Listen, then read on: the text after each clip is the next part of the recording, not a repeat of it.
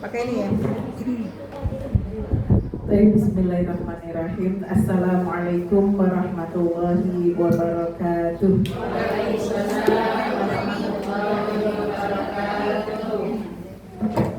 Alhamdulillahirabbil alamin. Wa bihi nasta'in ala umuri dunya waddin. Wassalatu wassalamu ala asyrofil anbiya wal mursalin wa ala alihi wa ashabihi wa man tabi'ahu ila yaumil Rabbi syrah li sadri wa yassir li amri wahlul 'uqdatam min lisani yafqahu qawli. Rabbana zidna ilman nafi'a warzuqna amalan shalihah. Amin ya rabbal alamin. Amma ba'd. Ibu-ibu yang saya cintai, apa kabar semuanya? Alhamdulillah. Allahu Akbar. Sehat ya Bu ya? Itu di depan ada ambulan kok nyanyi jilbab saya ya. Ada yang sakit kah Bu? Oh gitu. Pangkalannya emang di sini. Berarti beruntung juga ya ibu-ibu ya. Kalau ada apa bisa set gitu ya. Tapi mudah-mudahan nggak ada. Ya, nggak dibutuhin. Semuanya sehat insya Allah. Amin ya robbal alamin. Ya, ibu-ibu sekalian, kita hari ini ngebahas hadis ke-6, betul? Ya, hadis ke-6, hadis tentang halal dan haram. Ya, sudah punya bukunya, atau sudah ketemu, ya kalau enggak, ya catat-catat boleh lah, ya. Ibu kenapa di bawah tuh? Masya Allah. Ayo, ya. Mohon maaf yang di atas ini ya Bu ya. Saya bacakan hadisnya. Ada yang mau baca terjemahannya nggak? Ada ya, boleh ya. Oke, aku terjemahannya. Ya, boleh baca terjemahannya ya. Bismillahirrahmanirrahim. An Abi Abdullah bin Nu'man bin Bashir radhiyallahu anhu qala Sami'tu Rasulullah sallallahu alaihi wasallam yaqul innal halala bayyin wa innal harama bayyin wa bainahuma mushtabihatun la ya'lamuhunna katsirun minan nas faman ittaqa syubuhati istabra'a li dinihi wa 'irdihi wa man waqa'a fi syubuhat waqa'a fil haram kara'i yar'a hawla al-hima yushiku an yarta' fihi ala wa inna likulli malikin hima ala wa inna himallahi maharimuh ala wa inna fil jasadi mudghah idza salahat salahal jasadi kullu idza salahat salahal jasadu kullu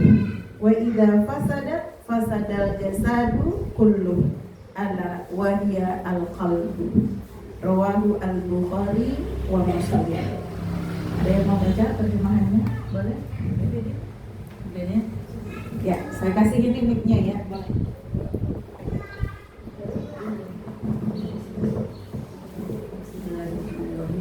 Sesungguhnya yang halal itu jelas dan yang haram juga jelas. Antara keduanya ada perkara samar yang tidak diketahui banyak orang. Orang yang menghindari perkara samar berarti memelihara agama dan harga dirinya. Sedangkan orang yang jatuh dalam perkara samar berarti jatuh dalam perkara haram. Seperti pengembala yang mengembala dekat daerah terlarang tentu sangat riskan. Suatu saat hewan gembalaannya pasti akan memasuki daerah terlarang itu. Ketahuilah, setiap raja memiliki daerah terlarang. Ingatlah bahwa daerah larangan Allah adalah apa yang diharamkannya. Ketahuilah, di dalam tubuh manusia terdapat segumpal daging. Jika ia baik, seluruh tubuh pun baik. Dan jika ia rusak, seluruh tubuh pun rusak. Ketahuilah, segumpal daging itu adalah hati. HR Bukhari dan Muslim. Terima kasih. Jazakumullah khairan Bu. Tadi sudah dengar semuanya ya Bu ya, hadisnya, baik teks aslinya, Arabnya maupun terjemahannya. Mungkin kita masih bingung gitu ya, apa sih tadi gitu ya, dibaca terjemahannya juga masih belum paham banget gitu. Karena Masya Allah memang dalam hadis ini Rasulullah itu membuat perumpamaan yang sangat jelas ya. Bismillah kita pahami sama-sama, mudah-mudahan nanti kita sama-sama mendapatkan ilmu yang bermanfaat, baik untuk diri kita, keluarga kita, juga untuk masyarakat. Dan mudah-mudahan mendatangkan amal jariah, pahala jariah, memberatkan timbangan kita nanti di yaumul hisab. Amin ya rabbal alamin. Kalau di Al-Quran itu Bu, ada yang namanya surat Al-Ikhlas.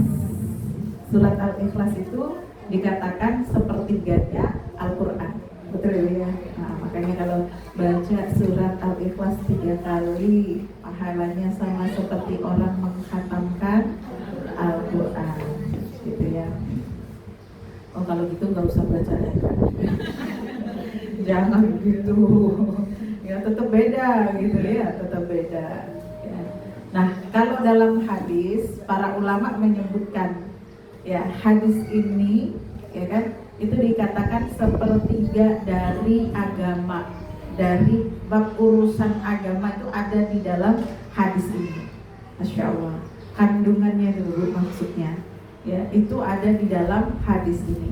Jadi hadis ini para ulama menyampaikan itu penting sekali ya, bahkan gitu ya, kalau dicermati itu, kalau Abu Dawud dia mengatakan ya bukan sepertiga tapi seperempat dari Islam ya, seperempat dari Islam menurut Abu Dawud. Ini cakupan hadis ini adalah ajaran Islam. Jadi Masya Allah, kalau kita pahami, kalau kita ya Bu ya, nanti telaah bersama hadis ini ya, makin kita insya Allah akan memahami Al-Quran atau hadis atau Islam itu semakin sempurna. Baik, kita lanjut kepada langsung pada bahasan fikul hadisnya atau kandungan hadisnya ya. Yang pertama, ibu-ibu sekalian yang saya cintai karena Allah Subhanahu wa taala, hadis ini menjelaskan tentang perkara-perkara yang jelas. Itu diperbolehkan ya, bagian yang haram jelas, yang halal jelas. Ya Bu ya. Islam itu kan begitu ya Bu ya. Al-halal al-haram mubayyin, tadi sampaikan oleh Rasulullah, wal halalu bayyin.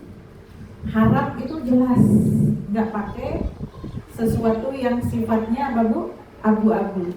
Contoh misalnya ketika Allah mengatakan al-khamr wal maisir, ya Bu ya, yang namanya khamr, minuman keras, jelas ya dikatakan apa? Haram gitu ya. Sama ketika Allah melarang ya kan, perbuatan-perbuatan yang haram. Contohnya misalnya seperti apa? Menyekutukan Allah, menyembah selain daripada Allah, itu sesuatu perbuatan yang diharamkan oleh Allah Subhanahu wa taala. Kemudian apalagi? Zina, mencuri, itu juga sesuatu yang jelas diharamkan oleh Allah Subhanahu wa taala. Zina jelas haramnya. Enggak ada hukum kesamaran di dalam hal perkara yang sudah dijelaskan bahwa itu betul-betul haram. Jadi kita tinggal mengikutinya. Betul Bu ya? Ya, perkara-perkara itu sejatinya kalau bukan urusan ibadah, ya kan, dalam masalah makanan misalnya gitu ya. Nah, itu lebih banyak halalnya. Yang tidak dijelaskan haram berarti apa Bu? Halal gitu. Tapi kalau dalam hal masalah ibadah gitu ya, Allah ya menunjukkan kepada kita begini loh gitu. Diperintahkan apa? Sholat ada perintahnya. Sepakat itu sesuatu yang diperintahkan, harus dikerjakan. Ya, perkara-perkara yang dilarang di dalam ibadah pun jelas gitu.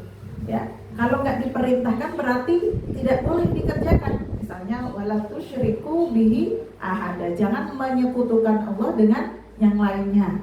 Ya, modelnya seperti apapun yang namanya menyekutukan Allah itu sesuatu yang terlarang. ya. Perkara-perkara haram jelas, perkara-perkara halal jelas, ya.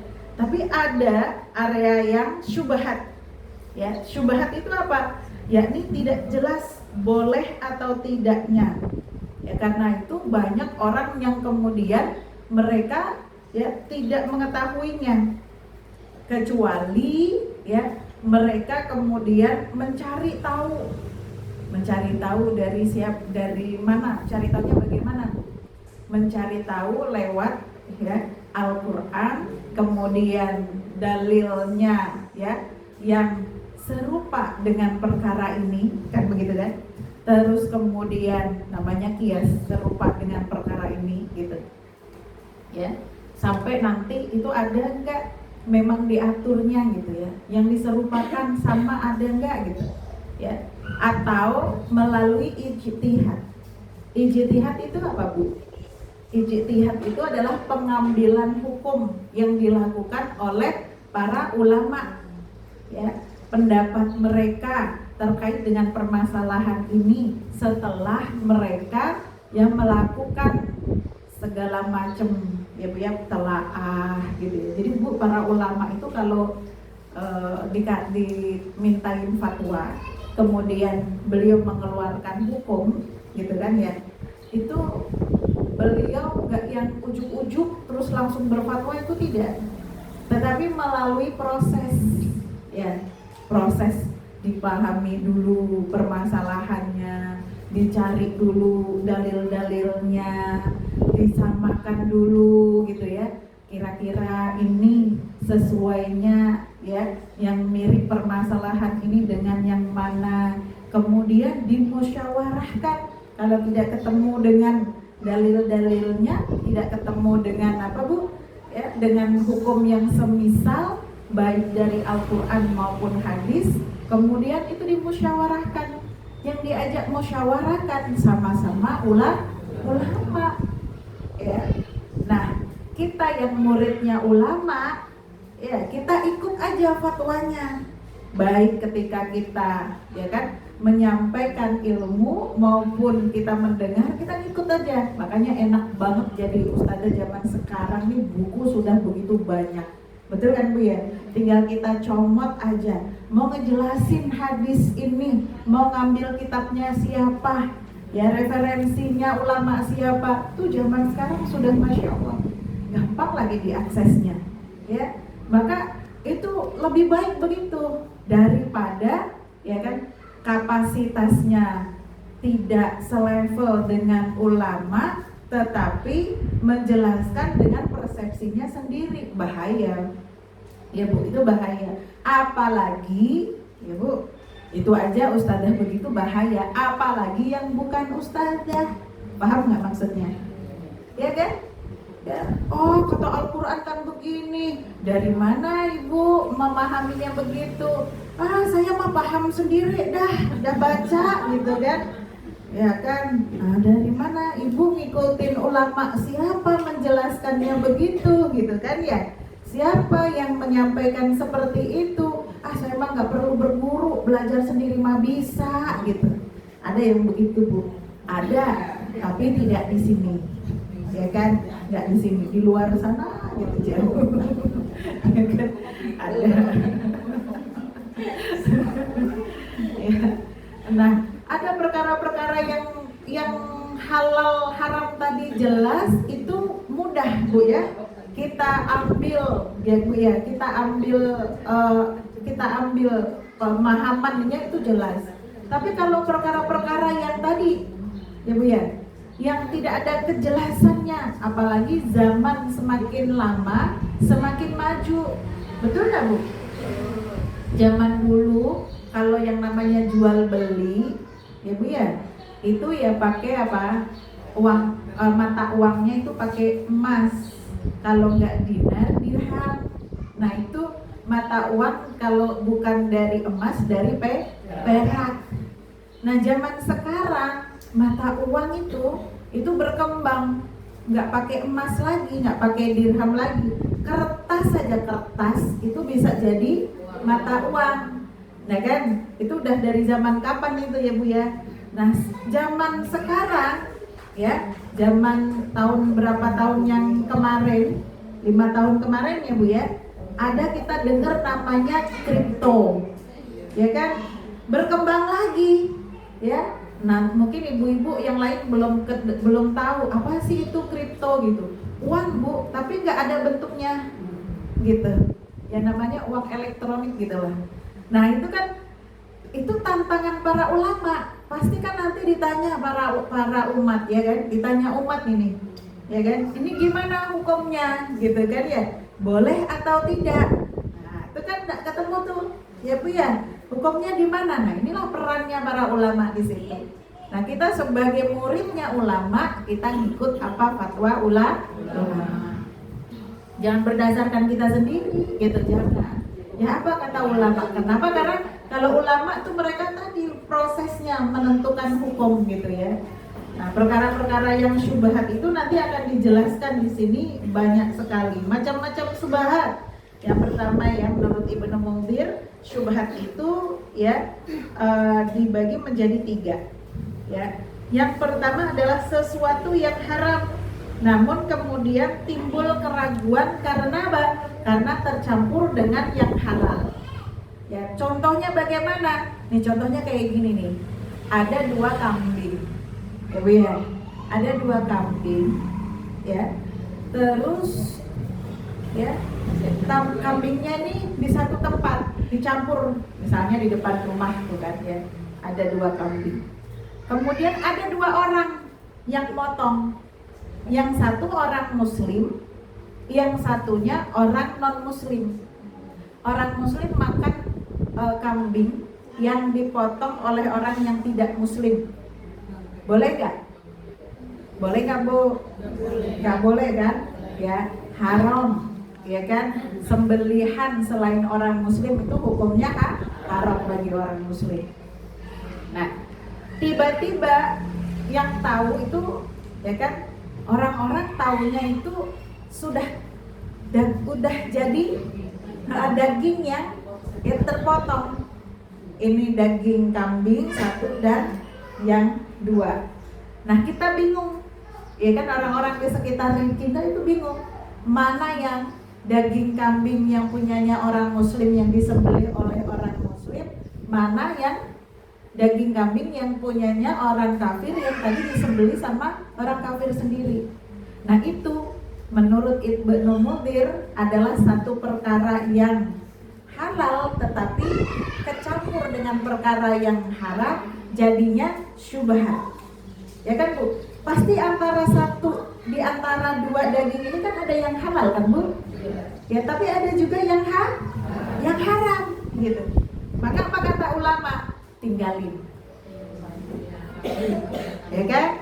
Nah itu syubhat namanya, begitu. Oh sayang Bu, enak, kapan lagi makan daging kambing? Ada yang begitu dulu gitu ya, nggak ada yang begini ya. Jadi, tapi kalau jelas, oh yang ini nih sembelihannya orang orang muslim gitu kan ya. Makanya kemarin juga saya ngebahas tuh sama teman-teman gitu ya. Ada kajian yang sama teman-teman pada nanya, Bu, kalau kita jalan-jalan di satu wilayah yang di sana banyak non muslimnya gitu kan. Terus kemudian mereka jual makanan ya, pada banyak memelihara anjing gitu kan. Ya, itu bagaimana gitu. Ya kalau kita ragu itu gitu kan ya, kita nggak lihat itu ya dari mulai jelas ke halalannya gitu, ya sebaiknya tinggalkan ya, jelas-jelas malah kata Ibnu Munzir tinggalin, tidak boleh kita diyakinkan Allah halal aja dah gitu. Ya kan nggak boleh gitu ya. Nah kalau makanya ibu-ibu ya, kita sebagai orang muslim ya kan, kita tuh sebagai orang muslim mayoritas ya Bu ya, kita yang kalau kita jalan-jalan ibu berarti punya duit ya. Iya kan, punya duit, masa jalan-jalan nggak punya duit, yang bener aja, iya kan? Yang punya duit kan ibu kan, yang mau beli barang siapa? ibu kan, kita kan. Yang punya kita, yang mau kita, yang beli barang kita gitu, pilih. Punya hak kan untuk memilih. Ya, kalau itu nggak jelas, ya kan, kehalalannya gitu ya. Oh, kita punya duit, kita yang punya, kita yang menentukan. Paham Bu? Itu loh di sono ada mall bagus banget. Salah, ya kan? Tapi itu rame penjualnya semuanya orang non muslim. Ya kan? Ibu yang punya duit, punya badan, punya diri, rajanya kan kita bahasanya, ya kan? Kenapa mesti harus disetir, ya kan? Ya kalau dia nggak memberikan produk halal, ya kan? Kenapa harus kita ke sana? Betul nggak Bu? Ya mendingan ke pasar, udah jelas. Kan begitu? Udah jelas mayoritas kalau di pasar itu orang-orang muslim. Kita beli makanannya sama orang muslim misalnya. Makanya kalau mal-mal yang peduli dengan konsumen muslim itu biasanya dikasih stempel di depan tempat makanannya, gede banget, halal begitu. Nah itu berarti kita dihargai sebagai orang yang memiliki apa? Memiliki uang. Ya, kita dihargai itu. Kalau ada menjual makanan di mall gitu kan ya, padahal pangsa pasarnya, ya kan, apa tuh istilahnya? Ya marketnya adalah orang-orang muslim, mayoritas muslim, kok tidak kasih stempel halal, itu kan berarti tidak menghargai marketnya, betul kan? Hanya pengen duitnya ibu aja, ya. Jadi diperhatikan. Sama dengan gitu, aku yang punya duit mau aku beli produk-produk yang ya tetangga saya atau produk yang Palestina, ya kan, yang Israel gitu kan, suka-suka saya, orang yang punya duit saya mau beli gitu kan. Nah, tapi kan kita sebagai seorang muslim pasti kita ngebelain saudara-saudara kita di Palestina gitu kan. Ada tuh orang suka gini, yang penting kan air minum, sama-sama air minumnya gitu. Suka-suka saya milih yang mana? Saya kan cinta sama saudara saya, gitu kan ya? Ya, sama kayak ibu-ibu kan yang belanja dapur ibu-ibu kan ya. Ya kalau ada merek-merek yang tidak ramah sama orang muslim, ya, nggak pro sama orang muslim, itu nggak subhat lagi tuh. MUI udah bilang, jebret, apa bilangnya Bu? Haram dibeli. Walaupun digunakan barangnya bukan haram, tapi dibelinya tuh haram. Kenapa begitu? Ya dia pakai untuk ya kan? Untuk ya menggenosid saudara-saudara kita di sana. Yang punya duit siapa Bu? Kita. Ya kan? Ya harus suka-suka kita kan begitu ya. Saya mau beli yang punya saudara saya, yang ngebela saudara saya kok, ya kan? Nah yang beli sama orang-orang yang kafir begitu, jangan sampai harta kita nanti ya Bu jadi masalah untuk itu bijaksana namanya, kan begitu ya. Jadi yang pertama begitu, ketika ada yang campur begitu ya, contohnya tadi ya, maka itu bisa dihindari. Kemudian yang kedua kebalikannya, yakni sesuatu yang halal namun kemudian timbul keraguan, ya. Contohnya bagaimana? Ada seorang perempuan gitu kan, seorang istri, dia ragu, tadi apakah itu suamiku menceraikan aku apa enggak, begitu. Ada contohnya begitu ya, karena dia nggak jelas tuh suaminya ngomong, ya kan ya pakai diiniin apa ini gitu, apa udah tercerai apa belum sama suami, misalnya begitu. Dia ragu yang seperti itu. Atau ada seorang yang habis wudhu nih, kalau itu mah ceritanya kayaknya di sini nggak ada nih. Yang ini nih yang kedua nih ya, yang mau habis wudhu masih ngejagain wudhunya, ya kan? Tapi kemudian dia kayak ngerasa udah batal belum ya, gitu kan ya. Nah, itu sering ya. Kalau begitu bagaimana? Ya, kalau begitu keraguan itu tidak ada pengaruhnya. Maksudnya apa gitu? Asalnya apa Bu? Suci kan? Asalnya halal kan? Ya kan? Nah, jadi udah Bu, mantepin aja gitu ya. Jadi jangan jangan dikalahkan ya. Jadi keraguan itu tidak akan menghilangkan satu keyakinan. Berarti kalau yang wudhu lagi Ya nggak apa-apa wudhu lagi gitu. Tapi kalau ibu nggak wudhu lagi, ibu yakin aja asalkan tadi nggak kedengaran kentutnya, nggak ada kedengaran nggak ada baunya gitu ya. Ibu keraguan ibu itu tidak berdasar gitu loh maksudnya. Ya, jadi nggak usah ragu gitu. Ya, jadi kan kadang-kadang tadi mau udah kentut apa belum ya gitu kan ya. Nah, ibu mau wudhu lagi tuh nggak apa-apa, apalagi kalau di Indonesia kita airnya melimpah gitu ya. Alhamdulillah kita nggak pernah kekeringan, mudah-mudahan nggak pernah kekeringan. Ya amin ya robbal alamin. Ya mudah-mudahan nggak kekeringan. Ya ini udah lama nggak ada air, nggak ada hujan ya Bu ya. Tapi mudah-mudahan Allah kasih hujan nanti. Ya. Ya.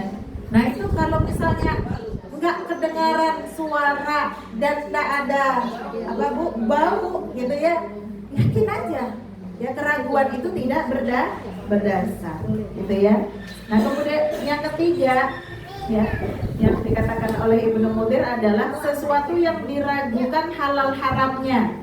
Nah dalam masalah ini lebih baik menghindarinya sebagaimana yang dilakukan Rasulullah terhadap ada Rasulullah itu nemu korma ya di di rumah beliau ya, tiba-tiba ada bukan tiba-tiba ya, pasti ada yang naruh gitu maksudnya. Ya, pas Rasulullah datang masuk ke rumah gitu ya, Rasulullah mendapati ada korma di rumahnya gitu ya. Kemudian Rasulullah ambil ya, hendak dimakan. Tetapi begitu hendak dimakan Rasulullah ingat ya, ini korma apa ya gitu. Ya, bagi Rasulullah Bu ya, nah, sedekah itu kan nggak boleh, haram, ya kan, nggak boleh orang ngasih sedekah sama Rasulullah itu nggak boleh, makan sedekah orang itu nggak boleh, ya itu Rasulullah, gitu. Ya makanya ibu-ibu, kalau ibu-ibu ngasih orang yang kita levelnya sama gitu kan ya, teman kita, guru kita, orang tua kita, itu jangan bilang sedekah gitu kan, bilangnya apa? Hadiah. Ya Rasulullah boleh menerima hadiah tapi tidak boleh menerima sedekah. Boleh menerima hadiah, tidak boleh menerima zakat gitu. Ya zakat tuh nggak boleh diberikan kepada Rasulullah. Ya, ahlul bait juga begitu, ya kan? Ahlul bait, ya kan, keluarganya Rasulullah SAW haram mendapatkan sedekah, gitu. Bukan malah yang nyari sedekah, bukan. Ya haram mendapatkan sedekah, nggak boleh dapat sedekah gitu. Jadi bolehnya apa? Dapat hadiah, dikasih hadiah.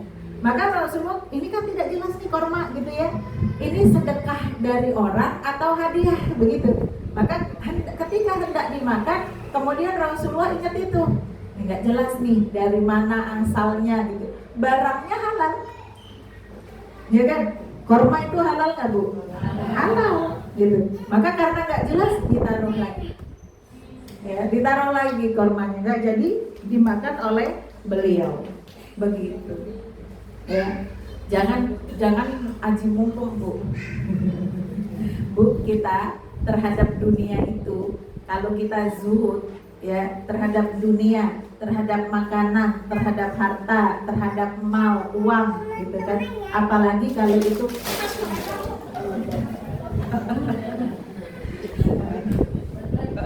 tangguh dia, kayak nangis dia, tangguh, alhamdulillah, keren. Ya, kalau itu bukan milik kita, ya, dan zuhud itu jalan yang terbaik. Karena dengan zuhud itu kita memiliki harga diri yang tinggi, izzah kita tinggi, gitu. Jangan kalau orang bilang itu celamitan, paham Bu? Celamitan itu apa sih? Suka minta, terus itu maunya ngemilikin gitu ya, ngambil gitu dah, pokoknya celamitan bahasanya. Celamitan itu konotasinya negatif kan Bu ya? Ya orang yang suka celamitan, dimanapun dia berada itu suka nggak disukai oleh orang lain, betul? Ya, maka dia menurunkan bahkan menghilangkan izzahnya begitu. Nah para ulama itu mengajarkan kita dalam hal masalah syubhat pun, gitu kan? Dalam masalah syubhat, perkara-perkara yang modelnya kan ibu-ibu jadi paham kan? Sebagaimana contoh 3 hal tadi, gitu kan? Ya kalau bagian yang terakhir tadi korma Rasulullah gitu ya. Ini kormanya barangnya halal, tapi nggak tahu ini dari mana. Bisa jadi gitu ya. Ini orang sedekah, kalau sedekah kan haram bagi Rasulullah, nggak boleh gitu ya. Maka Rasulullah tinggalkan. Begitu. Maka kita pun begitu.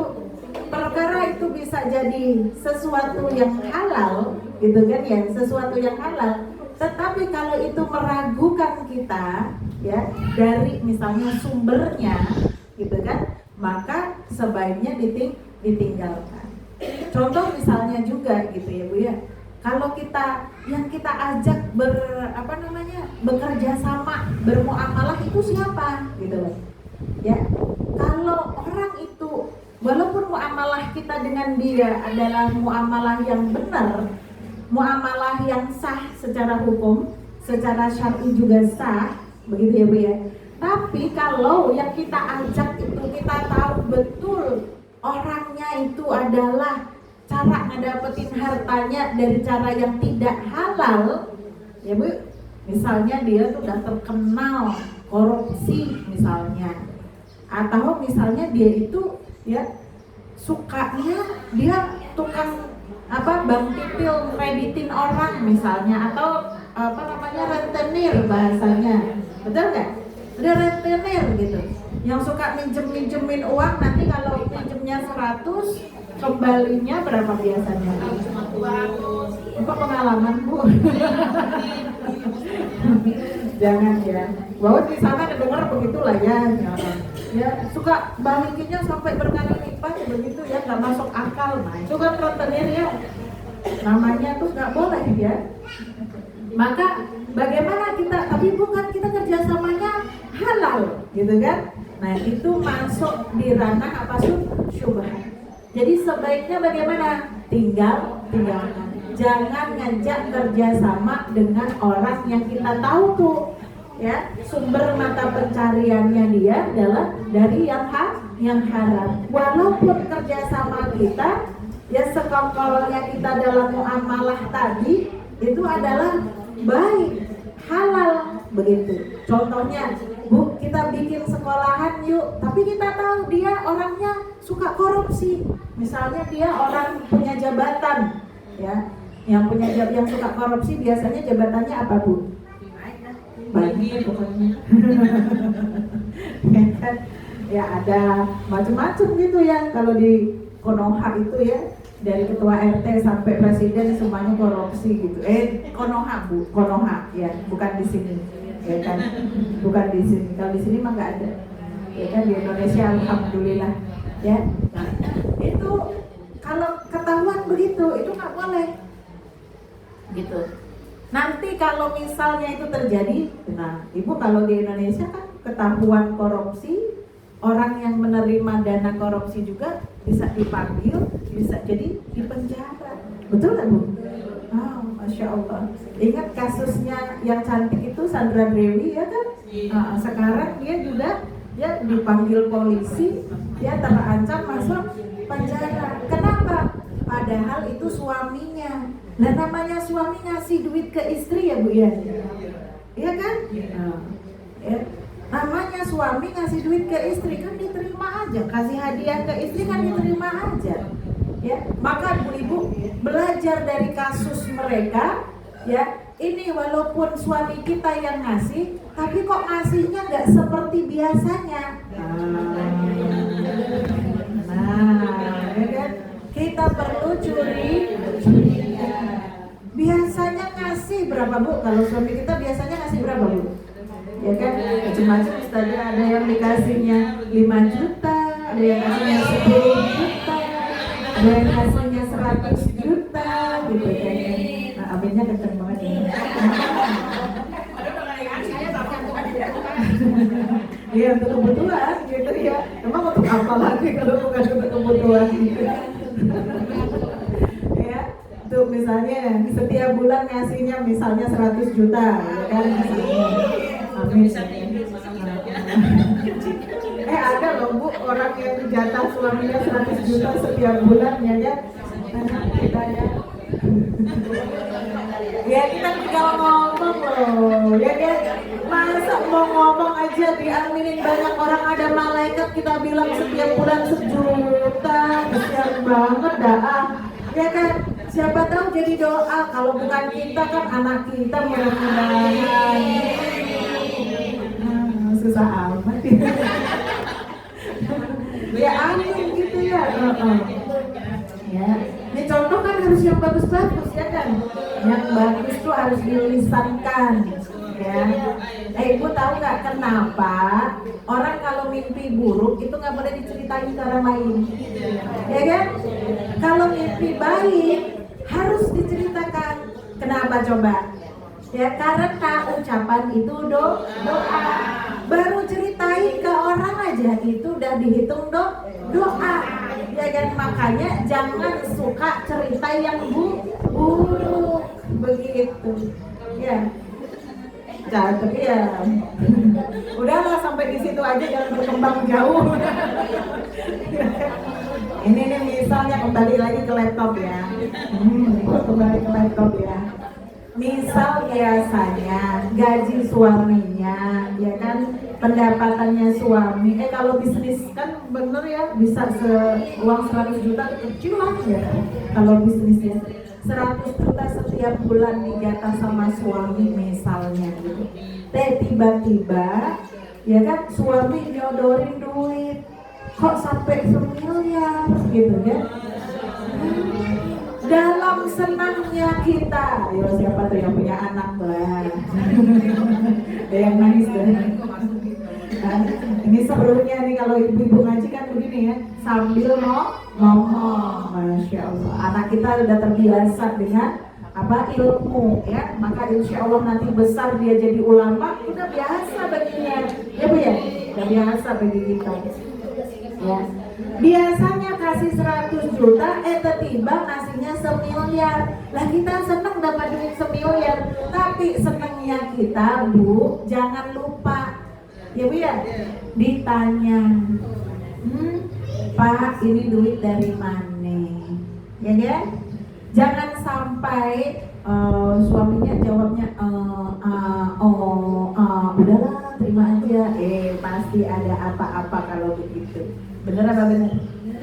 Tapi kalau ringan, pasti dia nggak pakai ditanya dan cerita, ya kan? Dapat rezeki gede, gitu kan? Pasti dia cerita duluan. Alhamdulillah, tadi ada yang borong dagangan sampai sekian, jadi untungnya sekian gitu.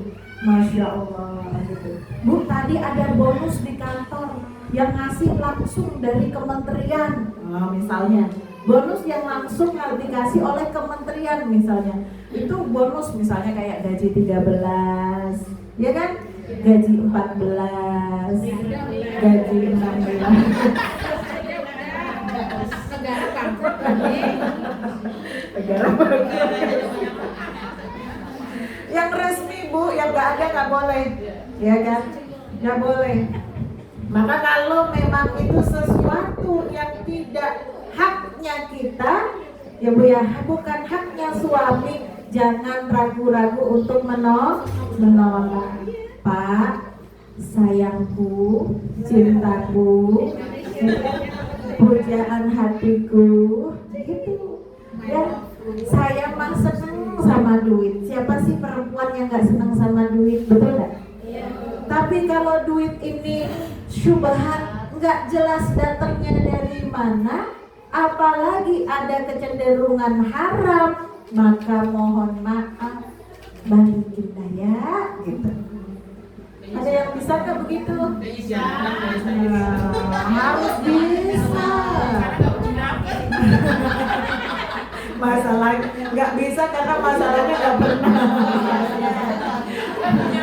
Nah, ini diajarin kalau nanti kejadian begitu, paham Bu ya? Kalau nanti kejadian begitu, kalau ini kira-kira nggak baik buat kita, perkara yang nggak jelas, ini dari mana datangnya, balikin, jangan diterima. Oh saya Ustaznya duit gede, mau masuk penjara kayak gitu, Ya, kan saya ngapain cantik-cantik masuk penjara gitu ya. Nanti jangan sampai apa yang kita, ya Bu ya, apa yang kita pengen nanti bahagia di dunia, bahagia di akhirat, malah dua-duanya sengsara.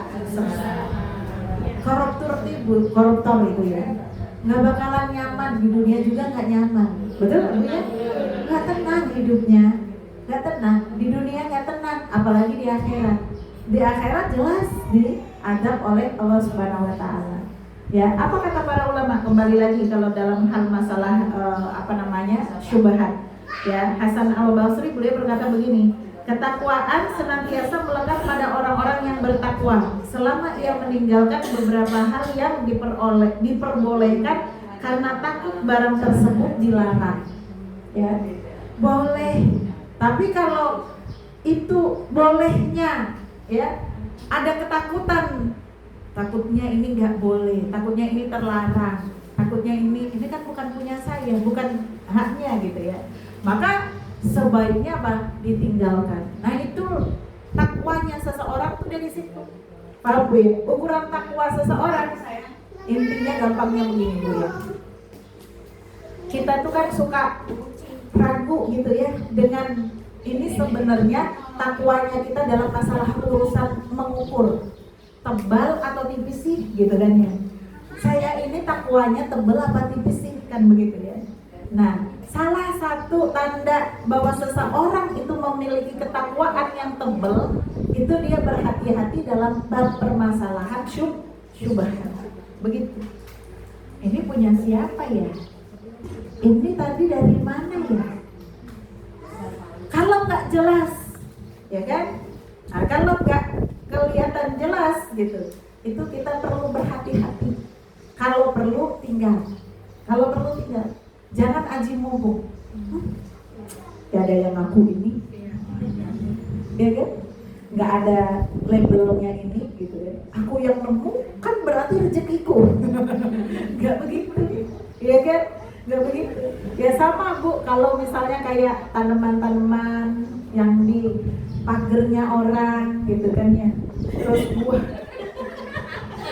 ketawa ya, Ustazah itu kan di luar pagernya orang, bukan di pagernya orang, tapi kan area rumahnya orang Bu, ya kan? Makanannya apa namanya, buahnya halal dimakan, tapi gitu kan, itu ada yang punya loh, gitu kan?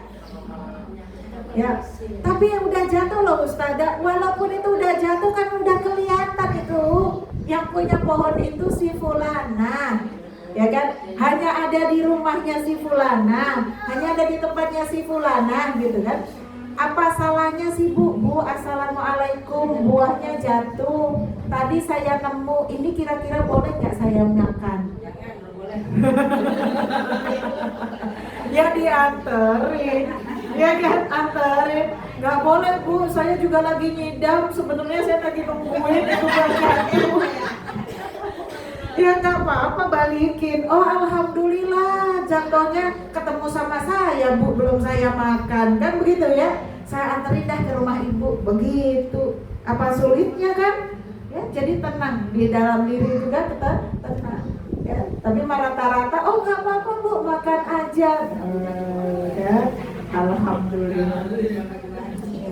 Bu, jangankan begitu, wong di RT, di grup WA RT itu sudah dikasih pengumuman, ibu-ibu buah mangga saya berbuah, silakan kalau ada yang mau ngambil dipersilahkan tanpa izin, tanpa minta, pokoknya sudah halal. Masya Allah. Nah kalau yang begitu udah boleh, kan udah ditaklimatkan. Ya ya. Iya, walaupun harinya berbeda gitu kan. Terus habis itu, lah kok pada datang bawa karung. Masya Allah. Besoknya bikin pengumuman, ibu-ibu sudahan ya panennya. Masya Allah. Ya, jadi begitu ya Bu ya.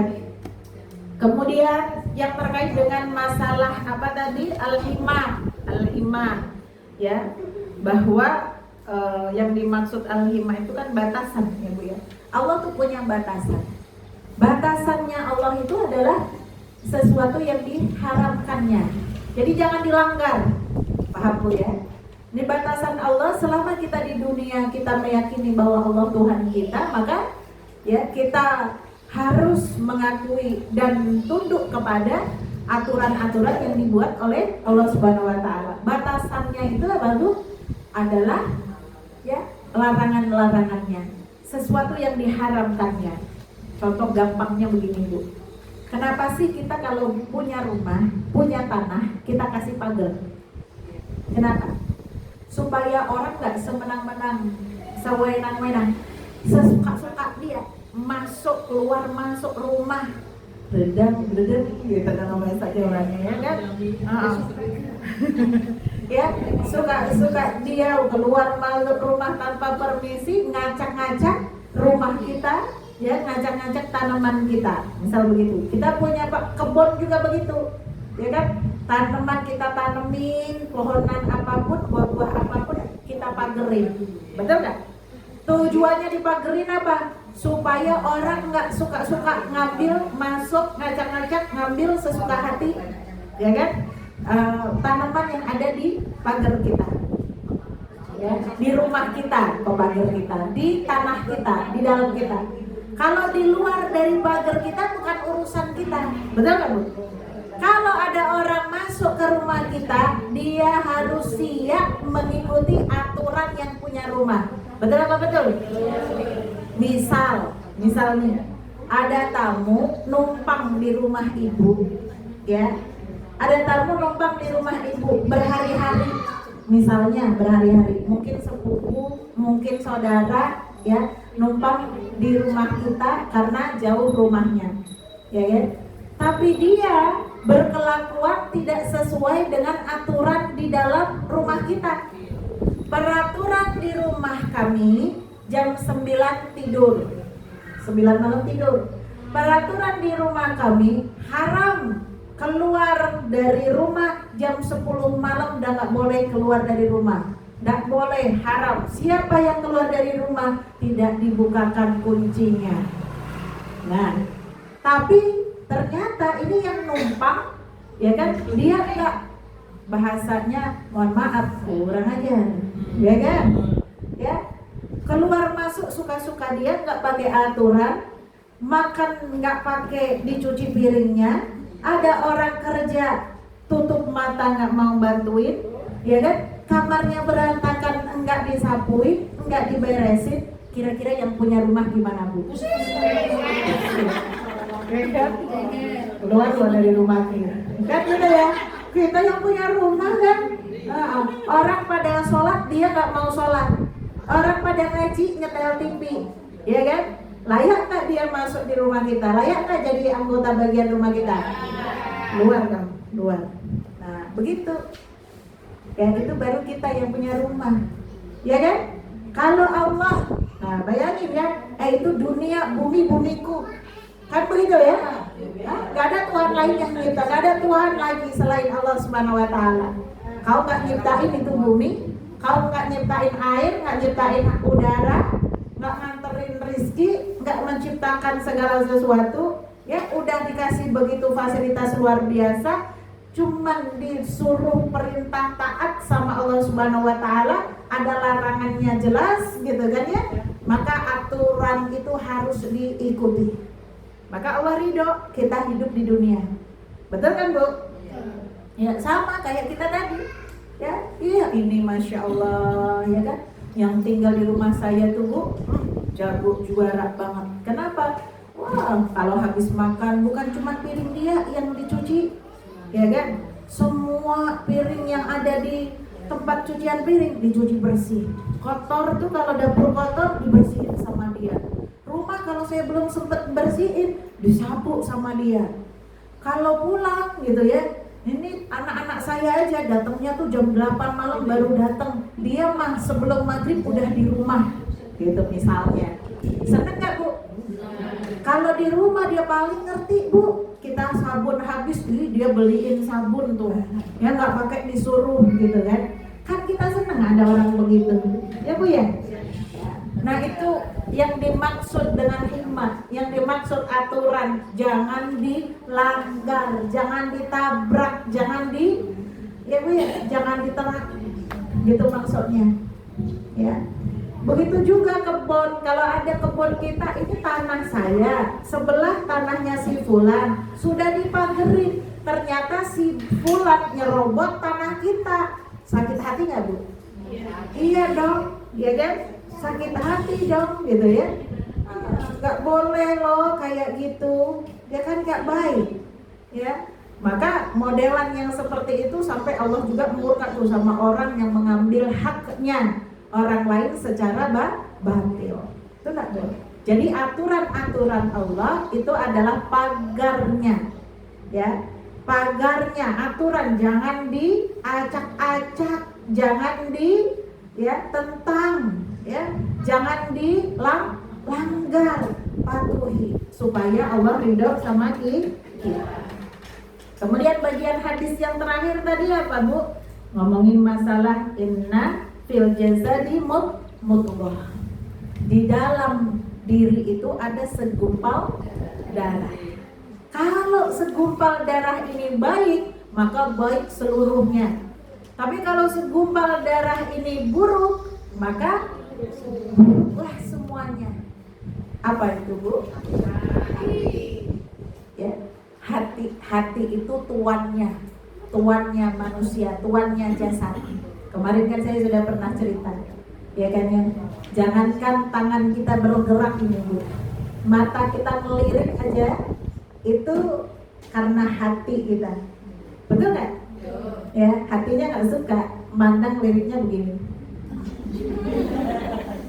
betul nggak Bu? Iya. Tangan kita ya rasanya bok gitu kan?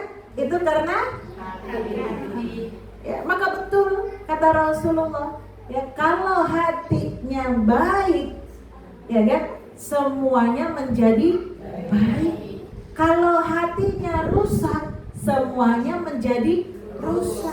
Maka pentingnya menjaga hati ini, ya kan, penting banget menjaga hati ini. Para ulama menjelaskan bagaimana supaya hati itu baik, ya kan, sehingga nanti apapun yang keluar dari hatinya, ya Bu ya, direfleksikan oleh anggota tubuhnya, itu adalah sesuatu yang baik. Ucapan itu pasti selaras dengan apa Bu? Pikiran dan hatinya. Ya, gerak tangan tubuh juga selaras dengan pikiran dan hatinya, gitu kan? Dan kalau ngomongnya nggak baik, pasti hatinya nggak baik, ya pikirannya nggak baik. Bagaimana Ustazah supaya baik, ya kan? Satu, ya, jaga ibadahnya, sholatnya dijaga. Apa perintah Allah lagi Bu? Banyakin kita puasa sunnah, ya. Itu insya Allah akan menjadi, ya, cara kita membersihkan hati dan pikiran itu seperti itu. Kalau jilbab kotor, bagaimana cara membersihkannya? Dicuci. Baju kotor, cara membersihkannya? Dicuci. Badan kotor, cara membersihkannya? Mandi, nggak dicuci ya, mandi. Ya. Tapi kalau hati yang kotor, cara membersihinnya tidak lain dengan cara mendekat kepada Allah. Cara satu, sholat, ibadahnya, ya kan? Kemudian zikir, ya, zikir itu bisa dengan kalimat-kalimat thayyibah, ya, dan juga bisa dengan ayat-ayat Al-Qur'an. Ngaji itu bagian dari zikir. Puasa, ya kan Bu ya? Terus kemudian apa? Jangan lupa apa? Sholawat, ya betul. Dia bersholawat itu termasuk pada zikir. Jangan lupa ditambahin lagi satu, yaitu apa? Makan makanan yang halal, thayyib, jauhin yang syubhat. Bukan hanya halal saja, bukan hanya ini jelas nih boleh dimakan, tapi kalau tadi ada indikasi, ada kekhawatiran sesuatu itu mengarah kepada keharaman, ya Bu ya, maka perlu ditinggalkan. Perkara yang syubhat ditinggalkan. itu menjaga hati kita baik. Saya pernah cerita ya di sini ya, ibunya Imam Syafi'i, ya kan Bu ya? Suatu ketika pernah menitipkan Syafi'i kecil kepada tetangganya. Pernah kan Bu ya? Ya. Terus beliau pas mau pulang ngelihatin tetangganya nyuapin makanan ke mulutnya Imam Syafi'i. Syafi'i kecil, ya. Sama ibunya, begitu udah sama beliau diajak pulang gitu ya, itu sampai rumah dicolok mulutnya supaya dimuntahkan makanan yang disuapkan oleh tetangganya tadi. Banyak hikmahnya pelajaran di sini. Pertama, kita mah nggak segitu-gitu amat ya kan? Ya tadi pasti begitu. Tapi kita pahami yang pertama, ibunya Imam Syafi'i itu sudah punya visi misi besar terhadap anaknya. Gitu. Memang dia punya cita-cita supaya anaknya kelak menjadi seorang ulama. Visi misi besar beliau terhadap anaknya begitu. Maka sepanjang hidup beliau dari hamil sampai melahirkan sampai gitu dia membesarkan Imam Syafi'i, salah satu yang dijaga adalah makanan yang masuk ke mulut beliau juga ke mulutnya Imam Syafi'i. Nah itu Bu, kalau kita pengen anak-anak kita jadi seorang alim, jadi seorang ulama ya, bukan hanya kita memperhitungkan masalah asupan gizinya ya, dan bagaimana cara ya kan kita ngajarin ilmu kepadanya, tapi juga termasuk bagaimana kita memperhatikan apa yang masuk ke dalam mulutnya, sesuatu yang ya betul-betul tidak ada kategori atau unsur subhat, sesuatu yang diragukan. Ya, satu, visi misinya memang ini supaya jadi seorang ulama. Kemudian yang kedua, ya, beliau betul-betul ngejaga betul ya dari visi misinya itu, dari asupan makannya. Beliau bukan orang yang meragukan ya kapasitas tetangganya, baik dan tidaknya orangnya itu tidak diragukan. Ya kan, contohnya tadi beliau mau menitipkan anaknya kepada tetangganya, itu kan sesuatu yang membuktikan bahwa tidak meragukan orangnya orang baik Bu ya. Betul nggak? Kita aja kita ya, nitipin anak kita, punya tetangga banyak, pasti kan tetap kita pilih kan Bu, tetangga mana yang kira-kira baik sama anak kita yang bisa kita titipin ya kan anak kita ya kan. Tetapi itu tidak membuat beliau ya harus disiplin dalam hal masalah makanan, karena tidak tahu betul ini makanannya dari mana dan apa gitu ya, maka itu tetap sesuatu yang dihati-hatikan. Itu ibunya Imam Syafi'i. Nah kita walaupun nggak sampai segitunya juga gitu ya Bu ya, kita nggak mampu sampai segitunya, tapi minimal kita punya kehati-hatian ya, punya kehati-hatian yang kalau kita bisa memilih mana yang baik dan terbaik untuk kita, suami kita, anak-anak kita, keluarga kita, kita yakin dengan yang betul-betul keyakinannya Bu ya, nggak pakai ragu-ragu, yang halal, yang haram, yang bayin tadi ya, itu yang kita ambil. Jadi jangan main-main dengan sesuatu yang haram, jangan deket-deket bahkan sama sesuatu yang syubhat, kalau bisa ditinggal. Jelas Bu? Ya, hadis ini menjelaskan hal-hal yang tadi disampaikan, ya kan? Mudah-mudahan Allah ridho kepada kita semuanya, ya. Dan ada juga Imam Syafi'i bilang, kalau hatinya bersih, makanannya, Imam Nawawi ya, beliau mengatakan kalau hatinya bersih, makanannya terjaga, insya Allah hati itu tidak akan dihinggapi banyak penyakit. Contoh penyakitnya hasud, sombong, congkak, bakhil dan sebagainya. Ya, nah itu cara membersihkan. Ya, pokoknya penyakit-penyakit hati itu. Ya wallahu a'lam bishawab. Al-haqqu min rabbikum fala takunanna minal mumtarin. Mudah-mudahan Allah kasih taufik kepada kita semuanya untuk mudah menghindari hal-hal yang sifatnya syubhat dan juga mudah menghindari hal-hal yang sifatnya haram. Ya Bu ya, dan dicukupkan kita dengan rizki-rizki yang halal, dimudahkan kita dan suami-suami kita untuk mendapatkan rizki yang halal atau thayyiban. Wassalamualaikum warahmatullahi wabarakatuh. Ya, jazakallah khair Ustazah Rizky yang